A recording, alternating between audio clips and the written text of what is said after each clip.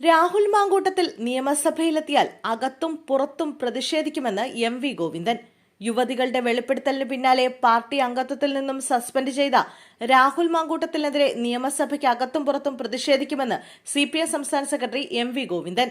രാഹുൽ മാങ്കൂട്ടത്തിൽ നിയമസഭയിലെത്തിയാൽ അകത്തും പുറത്തും പ്രതിഷേധമുണ്ടാകും.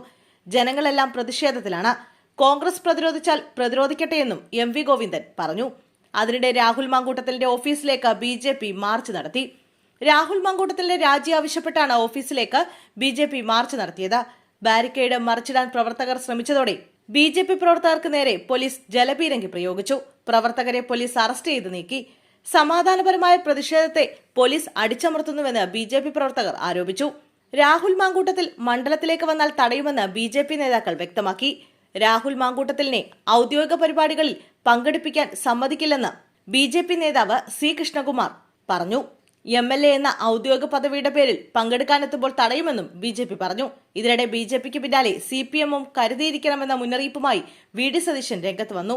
ഞെട്ടുന്ന വാർത്തകൾ ഇനിയും വരും. ഇപ്പോൾ BJPക്കെതിരായ വാർത്തകൾ പുറത്തുവരുന്നു. CPM-ഉം കരുതിയിരിക്കണമെന്നും VD സതീശൻ മുന്നറിയിപ്പ് നൽകി. ഞെട്ടുന്ന വാർത്തകൾക്ക് സമയപരിധി നിശ്ചയിച്ചിട്ടില്ല. വാർത്തകൾ ഇനിയും വരും. അഴിമതി മൂടിവെക്കാൻ സർക്കാർ പൈങ്കിളിക്കഥകളിൽ ജനങ്ങളെ കുരുക്കിയിടുകയാണെന്ന് പ്രതിപക്ഷ നേതാവ് VD സതീശൻ പറഞ്ഞു. കേരളം ഞെട്ടുന്ന വാർത്തകൾ ഇനിയും വരാനിരിക്കുന്നുണ്ടെന്നും VD സതീശൻ വ്യക്തമാക്കി. ലൈംഗിക ആരോപണം നേരിട്ട ഇത്രയധികം പേരെ സംരക്ഷിച്ച മുഖ്യമന്ത്രി രാജ്യത്ത് തന്നെ വേറെയില്ലെന്ന് സതീശൻ നേരത്തെ വിമർശിച്ചിരുന്നു. ലൈംഗിക ആരോപണ വിധേയരെ മുഖ്യമന്ത്രി സംരക്ഷിച്ചു. LDF-ലെ ഒരു MLA ബലാത്സംഗ കേസ് പ്രതിയാണ്. ലൈംഗികാരോപണം നേരിട്ട 2 മന്ത്രിമാരാണ് മന്ത്രിസഭയിലുള്ളത്. ഒരു വിരൽ ചൂണ്ടുമ്പോൾ 4 വിരലുകൾ മുഖ്യമന്ത്രിക്ക് നേരെയാണ് എന്നും സതീശൻ പറഞ്ഞു. അക്രമങ്ങൾ നടക്കുമ്പോൾ പോലീസ് കയ്യും കെട്ടി നോക്കി നിൽക്കുകയാണെന്നും സതീശൻ ആരോപിച്ചു.